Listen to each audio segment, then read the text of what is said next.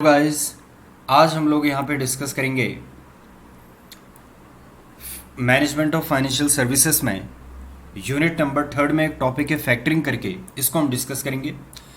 Theory portion में आपको बाद में करवाऊंगा। सबसे पहले हम एक डायग्राम को समझते हैं और उसके बाद अपने फैक्टरिंग का कंसेप्ट एकदम क्लियर हो जाएगा। एक एक करके हम जानते हैं कि यहाँ पे कहानी क्या चल रही है। देखिए भाई, ये अपने पास एक कंपनी है, ये कंपनी का बायर है। कंपनी ने 100 करोड़ रुपए का माल इस बायर को बेच दिया। बायर ने बोला भाई पेमेंट मैं अभी नहीं कर सकता, पेमेंट मैं आपको करूंगा 2 महीने के बाद। ठीक है, लेकिन अब प्रॉब्लम क्या हो रही है, कंपनी के पास फर्दर प्रोडक्शन के लिए पैसों की रिक्वायरमेंट है। कंपनी को अपने एम्प्लॉयज़ को सैलरी पे करनी है, रॉ मटेरियल्स की रिक्वायरमेंट है, यानी कि कंपनी को वर्किंग कैपिटल के लिए फंड की रिक्वायरमेंट है। अब इस कंपनी के पास क्या ऑप्शंस हैं? कंपनी के पास भाई अलग अलग तरह के ऑप्शंस हैं। कंपनी या तो एक काम करे, या तो ये बैंक में जाकर के उधार ले ले, बैंक में जाकर के लोन ले ले। भाई कंपनी को पैसों की रिक्वायरमेंट है और कंपनी बैंक में जाकर के लोन ले ले, लेकिन बैंक वाले क्या बोलेंगे? बैंक वाले बोलेंगे भैया हमें सिक्योरिटी दो, कोई चीज़ गिरवी रखो। ठीक है, इसी प्रकार से एक और ऑप्शन यहाँ पे कंपनी के पास रहता है। इस कंपनी के पास एक और ऑप्शन है कि आप बैंक के पास मत जाओ, आप एक काम करो, आप फैक्टरिंग इंस्टीट्यूशंस के पास चले जाओ। ये अपने फैक्टरिंग इंस्टीट्यूशंस हैं। अब कहानी क्या होती है, इस कंपनी को पैसों की रिक्वायरमेंट है, क्योंकि इसको भाई इसके जो डेटर्स हैं, डेटर्स तो कह रहे हैं कि भैया हम 2 महीने के बाद आपको पेमेंट करेंगे। तो ये कंपनी क्या कहती है, फॉर द टाइमिंग मुझे कैपिटल की रिक्वायरमेंट है, तो मैं एक काम करता हूँ कि मैं फैक्टरिंग इंस्टीट्यूशन के पास आता हूँ। फैक्टरिंग इंस्टीट्यूशन से मैं क्या ले लूँगा? फैक्टरिंग इंस्टीट्यूशन से मैं लोन ले लूँगा। अब फैक्टरिंग इंस्टीट्यूशन, भाई फैक्टरिंग इंस्टीट्यूशन जो ये है, ये भी तो बिजनेस कर रहा है। ये ऐसे इसको लोन थोड़ी दे देगा। भाई जब भी कोई लोन आप देते हो तो लोन के अगेंस्ट आप कोई चीज़ सिक्योरिटी के तौर पे मांगते हो या नहीं मांगते? मांगते हैं। अब लेकिन बैंक और इसमें क्या डिफरेंस है? जैसे बैंक आपसे सिक्योरिटी के तौर पे मांग रहा था अपनी कोई लैंड या बिल्डिंग सिक्योरिटी के तौर पे रखो। यहाँ पे क्या हो रहा है, फैक्टरिंग के केस में कंपनी कह रही है कि हम सिक्योरिटी के तौर पे आपको बीआर प्रोवाइड कर देंगे। बीआर का मतलब क्या है कि ये जो डेटर्स हैं, इन डेटर्स से हमें पेमेंट मिलेगी। ये जो हमने अपने बुक्स ऑफ अकाउंट्स में लिख रखा है, ये हमारे डेटर्स की लिस्ट है, ये हम आपको दे देंगे एज ए सिक्योरिटी के तौर पे, और बदले में आप हमें लोन दे दो। अब भाई जब भी लोन दिया जाता है, ये बीआर हैं कितने के? बीआर तो भाई 100 करोड़ रुपए के हैं। तो जितने की सिक्योरिटी है, क्या उतने का ही ये लोन दे देगा? नहीं, ये कहता है मैं लोन थोड़ा कम दूंगा आपको। आपने मुझे गिरवी रखी है 100 करोड़ की चीज़, तो मैं आपको देता हूँ से फॉर एग्जांपल 80 करोड़ का लोन आपको दे देता हूँ, और इस लोन के ऊपर ना मुझे इंटरेस्ट भी चाहिए। तो ये मैंने लिखा है give me interest on this 80 crore rupees. इस 80 करोड़ को जो मैंने आपको लोन दे रखा है, तो मुझे इसके ऊपर इंटरेस्ट भी चाहिए। तो अभी तक कहानी हमें क्या समझ आई? हमें कहानी ये समझ आई है कि ये जो कंपनी है, इस कंपनी ने उधार में माल बेचा। जो बायर है, ये बायर कहता है कि मैं कुछ समय के बाद आपको पेमेंट करूंगा। इस बीच कंपनी को पैसों की रिक्वायरमेंट पड़ गई है, वर्किंग कैपिटल की रिक्वायरमेंट पड़ी है, तो कंपनी बैंक के पास जाकर भी लोन ले सकती है। लेकिन यहाँ पे कंपनी ने दूसरा रास्ता चुना। कंपनी ने बोला कि हम तो भैया फैक्टरिंग इंस्टीट्यूशन के पास जाकर के लोन लेंगे। जब फैक्टरिंग इंस्टीट्यूशन इसको लोन प्रोवाइड करेगा, तो बदले में कोई चीज़ गिरवी मांगेगा। तो कंपनी ने बोला कि हमारे पास बीआर हैं, हमारे पास डेटर्स की लिस्ट है, हम इसे आपको सिक्योरिटी के तौर पे दे देते हैं, बदले में आप हमें लोन दे दो। अब क्योंकि ये बीआर 100 करोड़ रुपए के थे, तो ऐसा तो होगा नहीं कि ये 100 करोड़ की 100 करोड़ का लोन दे देगा। इसने लोन दे दिया 80 करोड़ रुपीज़ का, और 80 करोड़ के ऊपर इसने कहा कि मुझे इंटरेस्ट भी चाहिए। अब क्या होगा, 2 महीने के बाद क्या होगा?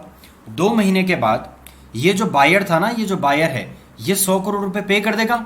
या तो ये कंपनी को पे कर देगा, या ये फैक्टरिंग को पे कर देगा। से फॉर एग्जांपल बायर ने क्या करा, एज पर एग्रीमेंट ये डिसाइड हो जाएगा इनके बीच में, कंपनी और फैक्टरिंग इंस्टीट्यूशन के बीच में, कि भाई ये जो बायर है किसको रिपेमेंट करेगा। से फॉर एग्जांपल मेरे एग्जांपल में ये जो बायर है, ये बायर 100 करोड़ रुपए 2 महीने के बाद पे कर देता है फैक्टरिंग इंस्टीट्यूशन को। तो फैक्टरिंग इंस्टीट्यूशन क्या करेगा, अपने 80 करोड़ रुपीज़ तो रख लेगा अपने पास, ठीक है ना, ये 80 करोड़ रुपीज़ तो अपने पास रख लेगा, और जो बैलेंस 20 करोड़ रुपए हैं वो इसको पे कर देगा, वो इसको पे कर देगा। और जो इंटरेस्ट था वो तो इंटरेस्ट इससे आ ही चुका होगा। तो इस तरीके से पूरी कहानी आपकी चलती है। After 2 months what will happen after 2 months, buyer यानी कि ये जो बंदा बैठ रखा है इधर, will pay 100 crore rupees two factor, ये फैक्टर को 100 करोड़ रुपए दे देगा। फैक्टर क्या करेगा, 80 करोड़ रुपए तो अपने रख लेगा और जो बैलेंस 20 करोड़ रुपए है वो क्लाइंट को दे देगा। क्लाइंट यानी कि कंपनी, ये जो फैक्टर है फैक्टर का क्लाइंट हो गया ना, कंपनी फैक्टर के लिए क्लाइंट हो गई। तो यहां पे हम नाम भी याद कर लेते हैं, ये कौन हो गया, ये हो गया क्लाइंट, ये कौन हो गया, ये हो गया फैक्टर, ये कौन हो गया, ये हो गया बायर। तो मैं फिर से बोलूंगा, नाम आप याद रख लो। अगर आप ये डायग्राम समझ चुके हैं तो अब जो थ्योरी में लिखा हुआ है वो बड़े ही इजीली आपको समझ आ जाएगा। चलिए स्टार्ट करते हैं आगे। तो ये नाम याद रखना आप, ये कौन था भाई, ये था आपका क्लाइंट, ये था आपका फैक्टर और ये था आपका बायर। ठीक है, अब इसी कहानी को हम लोग आगे कंटिन्यू करते हैं।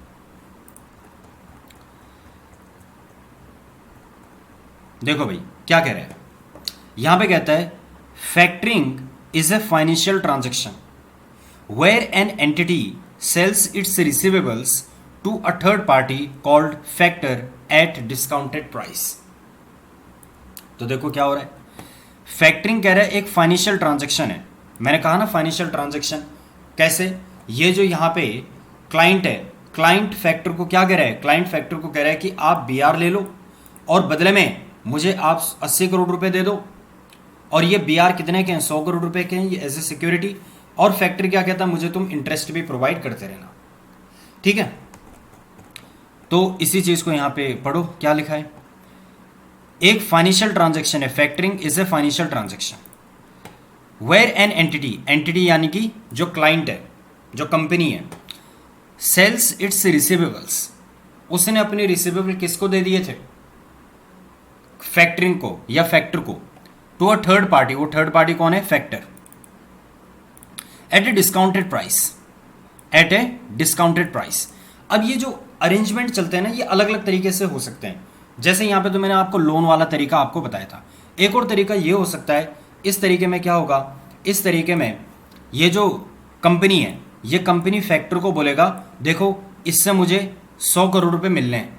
ठीक है, एक काम करते हैं, ये 100 करोड़ रुपए आपको दे देगा, आप फिलहाल मुझे क्या दे दो, आप फिलहाल मुझे 90 करोड़ रुपए दे दो। तो एक तरीके से इस कंपनी ने बीआर किसको सेल कर दिया, इसको, यानी कि 100 करोड़ रुपए के बीआर डिस्काउंट में सेल कर दिया, यानी कि 100 करोड़ रुपए के बीआर के बदले कितने ले रहे हैं, 90 करोड़ रुपए या 95 करोड़ रुपीस या 80 करोड़ रुपीस, तो डिस्काउंट में इसने सेल कर दिया। किसने सेल कर दिया, कंपनी ने फैक्टर को बीआर डिस्काउंट में सेल कर दिया। डिस्काउंट में क्यों, 100 करोड़ रुपए के जो बीआर हैं वो कितने में सेल कर दिए इसने, 80 करोड़ रुपीस में, 95 करोड़ रुपीस में, 97 करोड़ रुपीस में, किसको, फैक्टर को। और 2 महीने के बाद क्या होगा, फैक्टर जो है उसको बायर जो है फैक्टर को 100 करोड़ रुपए दे देगा। तो फैक्टर का बेनिफिट क्या हो गया, जो भी वो डिस्काउंट का डिफरेंस है 5 करोड़ रुपए या 15 करोड़ रुपए या 20 करोड़ रुपए, तो ये भी फैक्टरिंग है। तो फैक्टरिंग आपस में हम लोग डिसाइड कर लेते हैं, हम यानी कि क्लाइंट और फैक्टर आपस में डिसाइड कर लेते हैं कि किस तरीके से ये एग्रीमेंट एग्जीक्यूट होगा। क्या आप मुझे लोन देंगे, उस तरीके से हम टर्म्स एंड कंडीशन डिसाइड कर लेंगे, या फिर मैं आपको एक काम करता हूं, मैं डिस्काउंट में आपको सेल कर देता हूं, जो भी मैच्योरिटी डेट में जब आपको ये बायर पे करेगा तो ये जो बैलेंस अमाउंट है ये आपका बेनिफिट हो जाएगा। समझ रहे हैं बात को। चलिए, so factoring is a financial transaction where an entity sells its receivables to a third party, receivables यानी कि वही बीआर, डेटर की लिस्ट जो है। फैक्टरिंग एक फाइनेंशियल ऑप्शन है भाई, ये ऑप्शन है ना, कोई मैंडेटरी थोड़ी है। मैं लोन भी तो ले सकता था बैंक से, या मैं फैक्टर के पास आ सकता हूं। So factoring is a financial option for the management of receivables. Management of receivables, management यानी कि अब एक और तरीका यहां पे हो सकता है। क्या तरीका हो सकता है जी, मैं क्या करूंगा, मैं इस फैक्टर को कहूंगा कि आप एक काम करो, आपने मुझे 80 करोड़ रुपए का तो लोन दे ही दिया। अब ये जो बीआर है ना, ये जो डेटर्स हैं, अलग अलग डेटर्स होंगे। ये तो मैंने एक फोटो ऐसे बना दी, हजारों डेटर्स हो सकते हैं, 500 डेटर्स हो सकते हैं। तो डेटर्स को मैनेज भी तो करना पड़ेगा कि किस डेटर से हमें कितना पैसा अभी तक आ चुका है, कौन सा ऐसा डेटर है जो कि बेड डेट होने वाला है। तो ये सारे फैक्टर्स को मैनेज करना कंपनी के लिए बहुत बड़ी सरदर्दी बन जाती है। तो कंपनी क्या करती है, कंपनी इस फैक्टर को कहती है कि आप ना साथ में मैनेजमेंट भी कर लो और बदले में क्या ले लेना, कमीशन ले लेना। तो जब ये फैक्टर मैनेजमेंट करेगा तो मैनेजमेंट वो 100 करोड़ रुपए का कर रहा है, 100 करोड़ रुपए के डेटर्स का मैनेजमेंट कर रहा है, यानी कि जो कमीशन लेगा वो 100 करोड़ रुपए के परसेंटेज में लेगा। लेकिन जब वो इंटरेस्ट ले रहा था लोन के अगेंस्ट तो वो 80 करोड़ के ऊपर इंटरेस्ट चार्ज करेगा।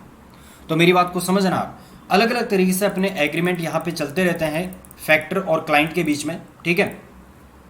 तो उस अकॉर्डिंग अपनी terms and condition decide. So factoring is a financial option for the management of receivables. मैंने आपको बता दिया मैनेजमेंट करने का काम भी हम फैक्टर को दे सकते हैं। In simple definition it is the conversion of credit sale into cash. एक तरीके से ये हम क्रेडिट सेल को क्या कर रहे हैं, कैश में तो कन्वर्ट कर दे रहे हैं। देखिए यहाँ पे अगर आपको दिख रहा होगा, ये एक तरीके से क्या थी, क्रेडिट सेल तो थी, और मैंने इस क्रेडिट सेल को क्या कर दिया, अल्टीमेटली ये जो क्रेडिट सेल थी 2 महीने के बाद मुझे पेमेंट मिलनी थी, लेकिन मैंने इस क्रेडिट सेल को पहले ही दिन क्या कर दिया, कैश में कन्वर्ट कर दिया। तो यही बात वो कह रहे हैं कि बेसिकली फैक्टरिंग में हम लोग क्या कर रहे हैं, क्रेडिट सेल को कैश में कन्वर्ट कर दे रहे हैं। In simple definition it is the conversion of credit sale into cash. बिल्कुल यही तो मैंने बताया। इन फैक्टरिंग, अब ये जो पूरा अरेंजमेंट हो रहा है इसी को हम कहते हैं फैक्टरिंग। फैक्टरिंग में क्या होता है, जो फाइनेंशियल इंस्टीट्यूशन होता है जिसको मैं फैक्टर नाम दे रहा था, जो बिल्डिंग थी नीचे, ये फाइनेंशियल इंस्टीट्यूशन क्या करते हैं, खरीद लेते हैं। किस चीज़ को खरीद लेते हैं, अकाउंट्स रिसीवेबल्स। आप एक ही नाम याद रखना, BR नाम याद रख लेना, ऑफ कंपनी यानी कि क्लाइंट। भाई फैक्ट्री के लिए तो एक कंपनी क्लाइंट हो गई ना उसकी, तो कंपनी के जो हैं BR को ये खरीद लेते हैं and pays up to 80%, rarely up to 90% of the amount immediately on formation of agreement. तो मैंने जैसे नीचे एग्जांपल दिया था आपको कि 100 करोड़ रुपए के BR थे, लेकिन वो लोन कितने का दे रहा था, 80%, यानी कि 80 करोड़ रुपए का लोन दे रहा था।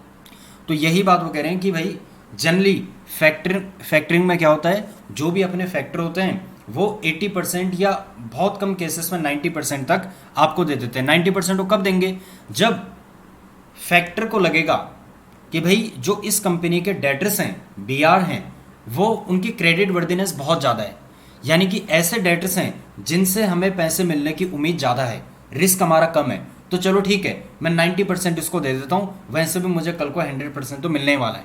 लेकिन जहाँ पे हमें थोड़ा डाउट रहे तो हम इतना रिस्क नहीं लेना चाहते, या हम ज़्यादा रिस्क ले रहे हैं उस केस में जहाँ पे हमें डाउट है, ज़्यादा रिस्क ले रहे हैं, तो हमें ज़्यादा डिस्काउंट चाहिए, हमें 20% का डिस्काउंट चाहिए। इस तरीके से आप समझ सकते हैं।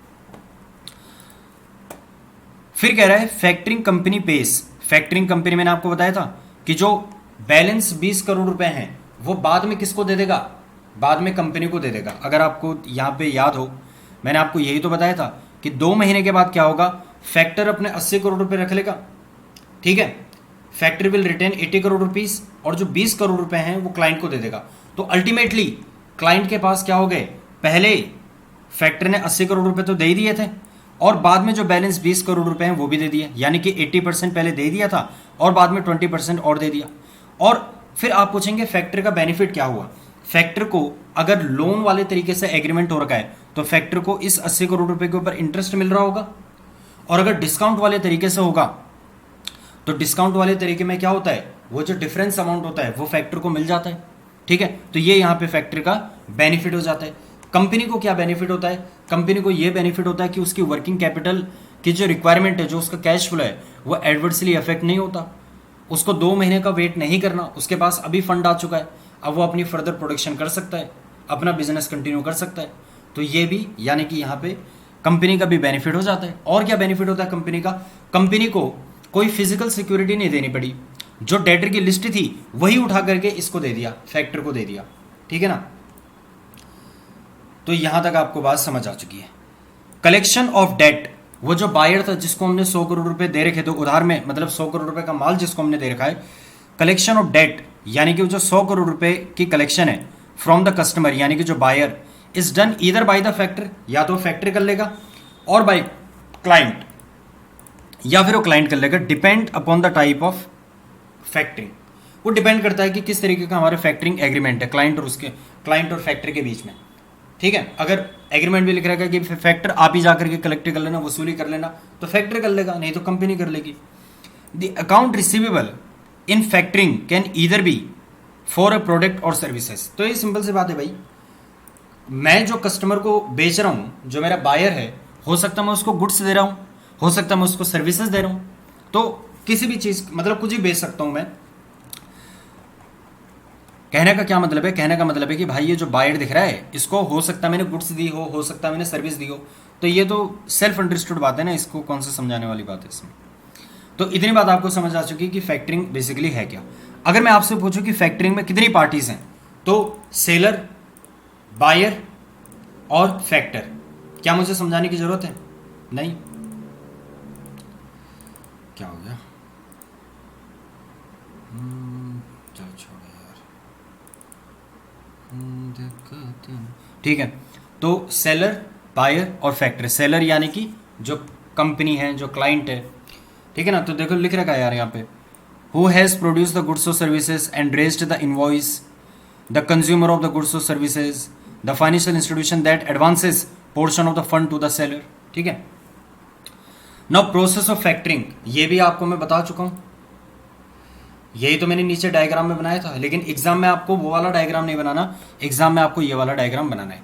ये अपनी कंपनी हो गई, कंपनी ने क्या करा, कंपनी ने कस्टमर को यानी कि बायर को उधार में माल बेच दिया, और बदले में कस्टमर को इनवॉइस भी इशू कर दिया होगा।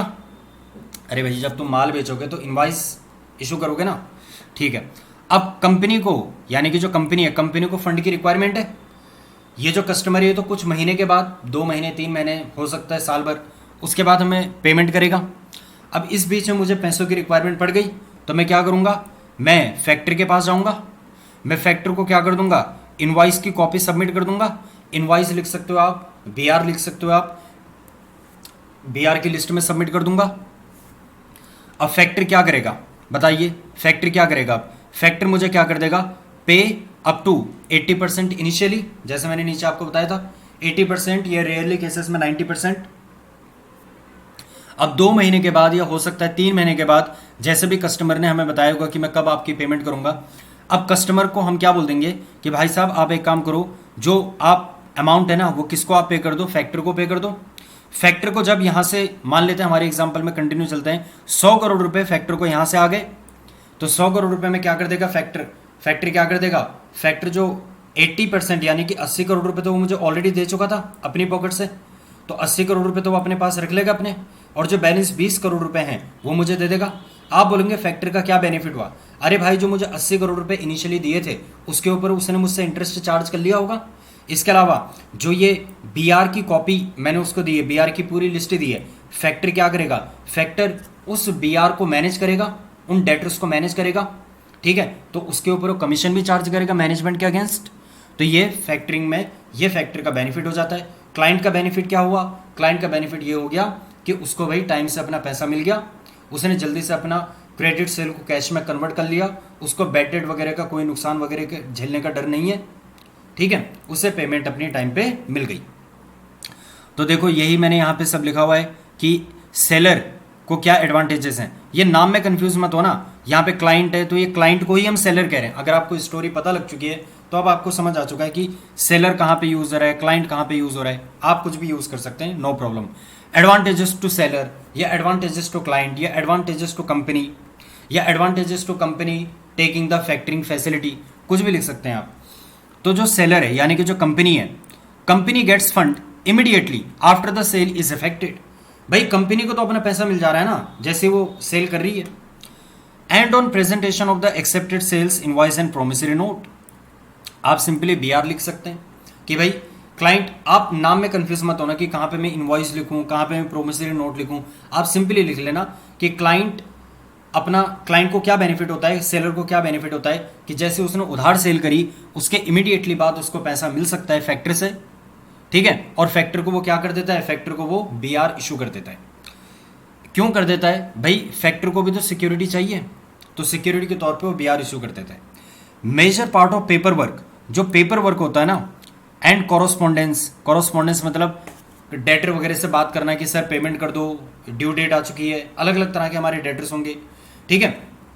Is taken care bye the factor, मैंने आपको बताया था, इसको मैं शॉर्ट में लिख सकता हूं कि मैनेजमेंट का जो पोर्शन है, मैनेजमेंट कौन करता है, मैनेजमेंट अल्टीमेटली कौन कर रहा है, मैनेजमेंट आपका, यस, मैनेजमेंट पोर्शन हैंडल किया जाता है फैक्ट्री के द्वारा, ठीक है, जिसके बदले वो कमीशन चार्ज कर लेता है। ये भी एक बेनिफिट होता है क्लाइंट को, क्लाइंट अपने मेन बिजनेस में ध्यान दे सकता है, उसको मैनेजमेंट, ये डेटर की मैनेजमेंट करने की सरदर्दी नहीं लेनी पड़ेगी। The follow up recovery of fund is done mainly by the factor, आमतौर पे फैक्ट्री के द्वारा ही किया जाता है, मेनली बाय फैक्टर, ठीक है ना। हमेशा फैक्ट्री के द्वारा किया जाए जरूरी नहीं है, हम देखेंगे कि हमारा एग्रीमेंट किस प्रकार का बना हुआ है, उसी अकॉर्डिंग हम डिसाइड कर लेते हैं कि कौन बेसिकली यहाँ पे रिकवरी करेगा। Interest rate are not high as normal discounting, जैसे आप बैंक के पास जाते हैं भाई, यहाँ पे नॉर्मल डिस्काउंटिंग का क्या मतलब हो गया, नॉर्मल डिस्काउंटिंग में क्या होता है, नॉर्मल डिस्काउंटिंग में आप बेसिकली बैंक के पास जाते हैं, ये जो कंपनी थे ना, ये कंपनी बैंक के पास जाती, बैंक को कहती कि ये 100 करोड़ रुपए के डेटर हैं, मुझे आप 80 करोड़ रुपीस दे दो, तो बैंक क्या करता है, डिस्काउंटिंग ज़्यादा रखता है, 20 करोड़ रुपए का उसने डिस्काउंटिंग रख लिया, यानी कि 20 करोड़ रुपए का बेनिफिट बैंक को होगा। लेकिन जब फैक्टरिंग का केस होता है, इस 20 करोड़ के कंपैरिजन में जो ये इंटरेस्ट चार्ज कर रहा है फैक्टरिंग के केस में, ये खर्चा हमारा कम आता है फैक्टरिंग में, तो यही कह रहे हैं कि नॉर्मल डिस्काउंटिंग से अच्छा फैक्टरिंग का ऑप्शन माना जाता है, ठीक है। तो interest rates are not as high as normal discounting. There is increased cash flow to meet payroll, मैंने आपको बताया था एम्प्लॉय वगैरह की सैलरी देनी है भाई, 2 महीने के बाद वो पेमेंट करेगा मेरी, मैं तब तक क्या करूं, प्रोडक्शन कहां से करूं, एम्प्लॉय को सैलरी कहां से दूं, वर्कर्स को वेजेस कहां से दूं। तो यही कह रहा है कि जो हमारा कैश फ्लो है, जो हमारा कैश है, वो इंक्रीज हो जाता है। क्यों इंक्रीज हो जाता है, अरे भाई 80 करोड़ रुपए इमीडिएटली मिल गए ना, जो मुझे 2 महीने बाद या 5 महीने के बाद मिलते। There is an immediate funding arrangement, आपका जल्दी से जल्दी फंड अरेंज हो जाता है फैक्टरिंग के केस में। No additional debt is incurred on the balance sheet, कोई एडिशनल डेट आपका इनकर नहीं होता। क्यों नहीं होता जी, क्योंकि आपने बीआर को सिक्योरिटी के तौर पे रख रखा है, ठीक है। Other assets are not encumbered, यही तो मैंने आपको बताया था कि बाकी की जो एसेट्स हैं, लैंड, बिल्डिंग, प्लांट, मशीनरी, इसके बदले आपको वो 80 करोड़ रुपए थोड़ी दिए फैक्टर ने। फैक्टर ने तो बोला कि आप बीआर मुझे दे दो, बीआर मुझे सिक्योरिटी के तौर पे दे दो, और ये पकड़ो 80 करोड़ रुपए, और इसके ऊपर मुझे इंटरेस्ट देते रहना। तो जो बाकी की मेरी एसेट्स हैं वो इनकम्बर्ड नहीं है, वो गिरवी नहीं रखी मैंने। And approval is based on the sellers credit rating, और बेसिकली फैक्टर मुझे फंड देगा या नहीं देगा, ये क्लाइंट के यानी कि कंपनी की क्रेडिट रेटिंग के ऊपर डिपेंड करता है। क्रेडिट रेटिंग, जैसे कि मैंने कल भी आपको बताया था कि क्रेडिट रेटिंग में बेसिकली क्या होता है, वो रेटिंग असाइन करते हैं कि इसकी क्रेडिट वर्दिनेस कितनी अच्छी है। तो जैसे यार लोन, किस बंदे को लोन ज़्यादा आसानी से मिलेगा, जिसकी क्रेडिट वर्दिनेस अच्छी है। आप किसी को उधार पैसा कब देंगे, जिसकी क्रेडिट वर्दिनेस अच्छी है। तो वही बात वो कह रहे हैं। नाउ टाइप्स ऑफ फैक्टरिंग की हम लोग यहाँ पे बात कर लेते हैं कि अलग अलग टाइप्स की अपने पास फैक्टरिंग होती है। एक होता है non recourse factoring. Non recourse factoring का क्या मतलब है, नॉन रिकोर्स का मतलब है कि भाई फैक्टर, कंपनी क्या कह रही है कि फैक्टर आपको हमने 100 करोड़ रुपए का बीआर दे दिया, अब कल को अगर डेटर डिफॉल्ट करता है तो आप घूम करके मेरे पास मत आना कि डेटर ने डिफॉल्ट कर दिया 100 करोड़ रुपए का, लाओ मेरे 100 करोड़ रुपए दो, नहीं, ये रिस्क आपका होगा। तो इसको हम कहते हैं नॉन रिकोर्स फैक्टरिंग या फिर फुल फैक्टरिंग। तो देखो, under this type of factoring bank takes, bank लिख लो या फैक्टर लिख लो, फैक्टर लिखना ज़्यादा अच्छा रहेगा। फैक्टर जो होता है वो सारे रिस्क को ले लेता है। मैंने बोला ना, कल को अगर मान लो बायर ने डिफॉल्ट कर दिया, 100 करोड़ रुपए नहीं दिए इसको, तो ये जो फैक्टर है घूम करके मेरे पास नहीं आएगा कि देखो इसने 100 करोड़ रुपए नहीं दिए, अब तुम मुझे दो। ऐसा नहीं हो सकता भाई। इसको हम कहते हैं फुल फैक्टरिंग, ठीक है, इसको हम कहते हैं फुल फैक्टरिंग।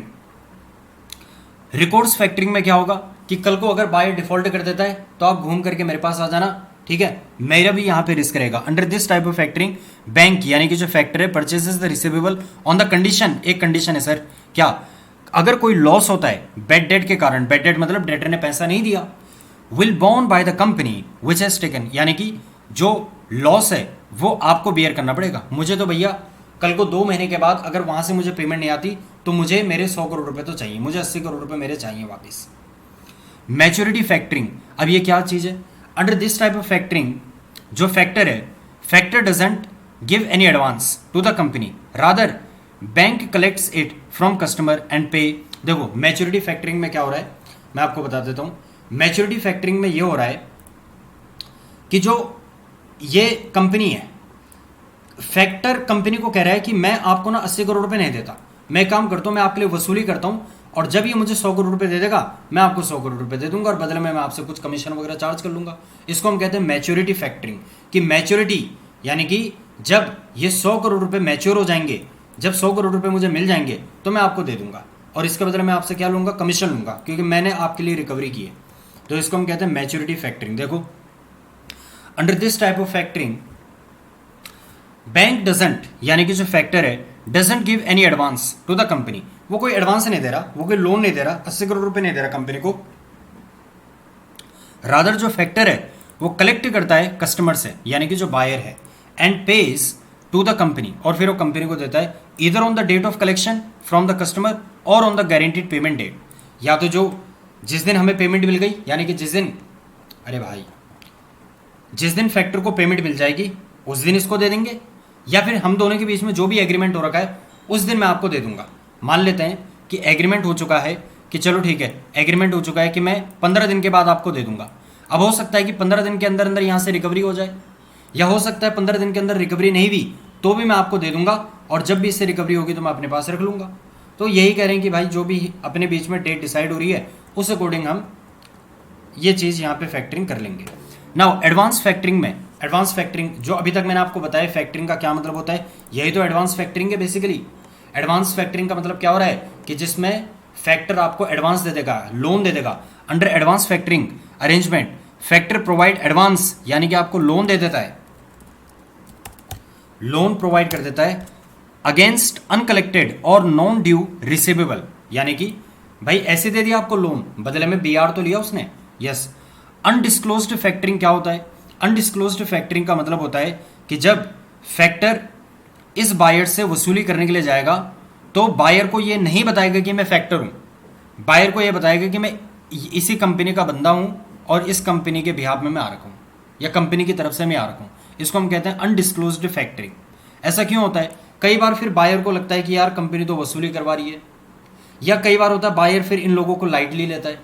तो इस तरीके से बायर के माइंड में कोई कंफ्यूजन ना रहे, तो इसलिए हम अनडिस्क्लोज्ड फैक्टरिंग को फॉलो करते हैं। Under this type of factoring the customer is not informed, जो बायर हो उसको जानकारी नहीं दी जाती कि भैया हम दोनों के बीच में तो फैक्टरिंग अरेंजमेंट हो रखा है और मैं फैक्टर हूं और मैं आपसे वसूली करने के लिए आ रखा हूं। The firm may collect dues from the customer on its own और instruct to make remit once at some other addresses. तो ये सिंपल सी बात है कि भाई या तो आप मुझे पेमेंट कर देना, या बायर को मैं कहूँगा कि भाई इस एड्रेस में आप प्रोवाइड कर देना।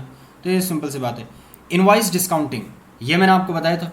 Under this type of factoring bank provide advance against the account receivable and in turn charge interest rate from the company for the payment which bank has given to the company. तो ये invoice factoring हो या ये जो advance factoring हो, ये दोनों ही एक ही तरह की फैक्टरिंग है, ठीक है ना। नाउ एक कॉमन क्वेश्चन आता है और ये अच्छा क्वेश्चन है कि फैक्टरिंग और फोरफिटिंग में क्या डिफरेंस है। तो देखो मैंने आपको बता दिया अभी तक फैक्टरिंग का क्या मतलब होता है, फैक्टरिंग का क्या मीनिंग है ये आप लिख लेंगे, कैरेक्टरिस्टिक्स क्या है फैक्टरिंग के ये भी आपको मैंने बता दिए कि भाई ये सारे कैरेक्टरिस्टिक्स ही तो हैं। टाइप्स ऑफ फैक्टरिंग ये मैंने आपको बता दिया, non records factoring, records factoring, maturity factoring, invoice factoring, advance factoring, factoring in India. ये जो तरीके हैं यही सारा फैक्टरिंग इन इंडिया है, इसी तरीके से इंडिया के अंदर फैक्टरिंग चलती है। फैक्टरिंग एंड फोरफिटिंग, फैक्टरिंग और फोरफिटिंग में क्या डिफरेंस है इसको अब हम लोग समझ लेते हैं, ठीक है। तो देखो भाई सबसे पहले हम जानते हैं फोरफिटिंग का क्या मतलब है।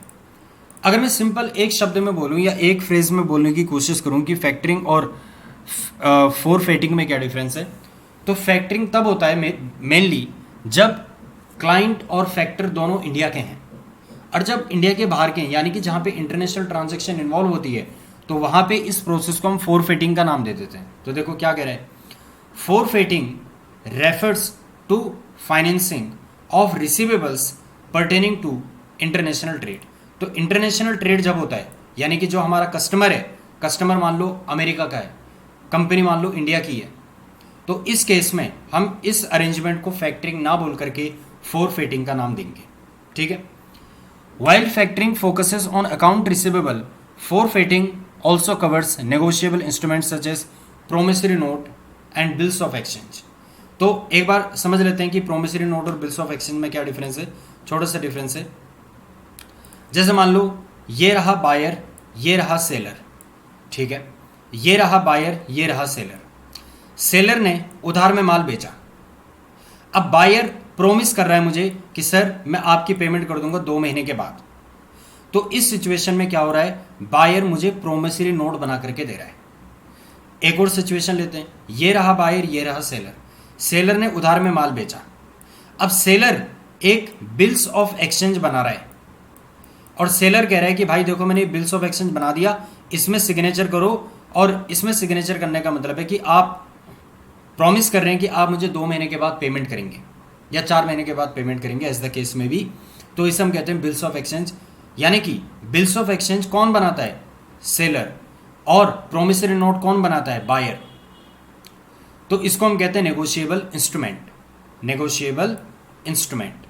अगर नेगोशिएबल इंस्ट्रूमेंट को मैं थोड़ा समझाऊं कि क्या होता है नेगोशिएबल इंस्ट्रूमेंट, देखो इतनी बात आपको समझ आ गई कि प्रोमिसरी नोट क्या होता है। ये बायर प्रॉमिस कर रहा है सेलर को कि मैं आपको पैसा दे दूंगा, और ये बायर के द्वारा बनाया जाता है, इसलिए हम इसको कहते हैं promissory note. Bills of exchange में क्या हो रहा है, सेलर बना रहा है और सेलर बायर को कह रहा है कि साइन करो इसमें, और इसमें साइन करने का मतलब है कि आप वादा कर रहे हैं कि आप कुछ समय के बाद मेरा पैसा वापस करेंगे।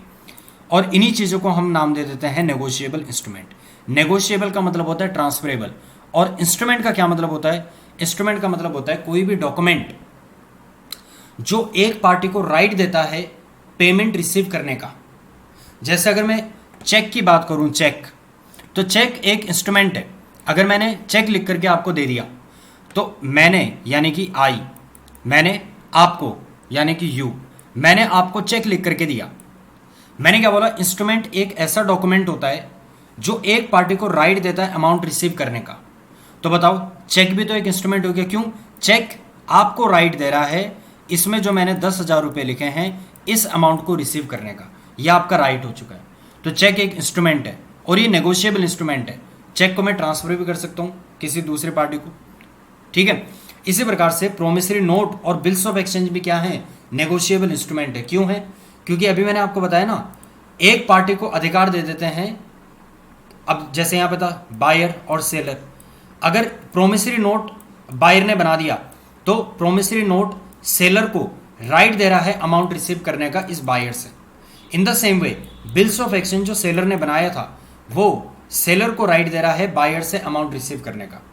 यानी कि इंस्ट्रूमेंट का मतलब कोई भी डॉक्यूमेंट जो एक पार्टी को अधिकार देता है अमाउंट रिसीव करने का, उसको हम कहते हैं इंस्ट्रूमेंट। और नेगोशिएबल का क्या मतलब है, ट्रांसफरेबल। क्या ये प्रोमिसरी नोट में ट्रांसफर कर सकता हूं, बिल्कुल कर सकता हूं, यही तो मैं करूंगा। अब देखो, अब यहां पे अगर आप थोड़ा समझ चुके होंगे, यहां पे मैं क्या करूंगा, ये जो इंटरनेशनल ट्रांजैक्शन जब होगी ये मुझे क्या देगा, या तो ये मुझे प्रोमिसरी नोट दे रहा होगा या फिर बिल्स ऑफ एक्सचेंज होगा। अब मैं क्या करूंगा, इस प्रोमिसरी नोट या बिल्स ऑफ एक्सचेंज को मैं किसे दे दूंगा, जैसे फैक्टरिंग में क्या कर रहा था, मैं बीआर दे रहा था फैक्टर को। इस केस में मैं क्या करूंगा, ये बिल्स ऑफ एक्सचेंज या नेगोशिएबल इंस्ट्रूमेंट इसको दे दूंगा फैक्टर को। तो एक तरीके से नेगोशिएबल इंस्ट्रूमेंट हुए ना ये। क्यों, नेगोशिएबल मतलब ट्रांसफरेबल। तो कंपनी ने इसको बेसिकली ट्रांसफर ही तो कर दिया, ट्रांसफर तो कर दिया किसको, फैक्टर को, और बदले में फैक्टर ने क्या दे दिया, मुझे 80 करोड़ रुपए दे दिया। तो ये बात आप थोड़ा समझ चुके होंगे मेरे हिसाब से। तो इसको हम नाम देते हैं फोरफेटिंग। तो बेसिकली यहाँ पे आप समझ चुके होंगे, फोरफेटिंग इंटरनेशनल ट्रेड में यूज़ किया जाता है। फोरफेटिंग में हम लोग क्या करते हैं, प्रोमिसरी नोट बेसिकली आप लिख सकते हैं, नेगोशिएबल इंस्ट्रूमेंट जो होते हैं उसको हम, भाई बीआर की जगह आप नेगोशिएबल इंस्ट्रूमेंट लिख दो, दैट्स इट। ठीक है। Factoring deals with the short term receivables, मैंने आपको कहा था 2 महीने के बाद पेमेंट आएगी, जबकि फोरफेटिंग जो है वो मीडियम टर्म यानी कि 6 महीने के बाद पेमेंट आने वाली है, 1 साल के बाद पेमेंट आने वाली है, तो वहां पे हम फोरफेटिंग का यूज करते हैं। फैक्टरिंग यूजुअली प्रोवाइड्स, फैक्टरिंग में क्या होता है 80 to 90% ही दिया जाता है किसका, अकाउंट रिसीवेबल्स। जैसे मेरे एग्जांपल में अकाउंट रिसीवेबल कितना था, 100 करोड़ रुपए का, तो उसका 80 करोड़ रुपए या 90 करोड़ रुपीस ही दिया जाता है। जबकि फोरफेटिंग में क्या होता है कुछ केसेस में तो 100% तक अमाउंट दे दिया जाता है। फिर कहता है factoring is normally for ordinary product और सर्विसेज, जबकि फॉरफेटिंग जो है वो कैपिटल गुड्स के लिए होता है। कैपिटल गुड्स मतलब जैसे प्लांट, मशीनरी, उनको हम कहते हैं कैपिटल गुड्स, ठीक है। फैक्टरिंग कैन बी रिकॉर्ड्स और नॉन रिकॉर्ड्स। अभी मैंने आपको बताया था दो तरह की होती हैं। रिकॉर्ड्स का मतलब होता है घूम करके वापस आ जाना, तो फैक्टरिंग मैंने आपको बताया तो दो तरह की होती है। मतलब वैसे तो records, non records, maturity, advance, invoice, इस तरह की फैक्टरिंग होती है। बट मेनली दो थे ना, रिकॉर्ड्स और नॉन रिकॉर्ड्स। रिकॉर्ड्स का मतलब क्या है कि घूम करके मेरे पास आ जाना, यानी कि मैं फैक्टर को कह रहा हूँ, कंपनी फैक्टर को कहती है कि अगर अमाउंट आपको ना मिले बायर से तो कल को आप मेरे पास आ जाना, मैं आपको वापस कर दूंगा पैसे। लेकिन नॉन रिकॉर्ड्स में क्या होता है, पूरा का पूरा रिस्क फैक्टर का होता है। कल को अगर डेटर ने डिफॉल्ट कर दिया तो वो रिस्क फैक्टर को ही बेयर करना पड़ेगा, जबकि फॉरफेटिंग हमेशा नॉन रिकॉर्ड्स होता है, यानी कि सारा रिस्क हमेशा फैक्टर का ही होगा। फैक्टरिंग सपोर्ट्स, फैक्टरिंग जो है वो सेलर को सपोर्ट करता है, सेलर यानी कि कंपनी यानी कि client. Whereas forfaiting supports both buyer, buyer को भी सपोर्ट करता है एंड सेलर, दोनों को सपोर्ट करता है। तो इसी के साथ मैंने फैक्टरिंग वाला पोर्शन आपको बता दिया। अब इसमें इस यूनिट में एक और टॉपिक है जो आई थिंक लीज के बारे में बात करता है, मैं देखता हूँ। यस, इसमें जो दूसरा टॉपिक रहेगा यूनिट नंबर 3 में वो है आपका लीज के बारे में। तो ये जो लीज वाला कंसेप्ट है ये मैं ऑलरेडी अपनी एक वीडियो में कवर कर चुका हूँ, corporate tax unit number 3 on और लीज। तो इसमें भी आप देख सकते हैं, बड़े ईजिली आपको यहाँ पे समझ आ जाएगा लीज के बारे में, इसका टैक्सेशन एस्पेक्ट क्या है, ये सारे पॉइंट्स आपको यहाँ पे समझ आ जाएंगे। तो इसी के साथ हमने यहाँ पे यूनिट नंबर 3 को कंप्लीट कर दिया है। अब हम रिमेनिंग यूनिट्स को करेंगे, ठीक है। Thank you so much.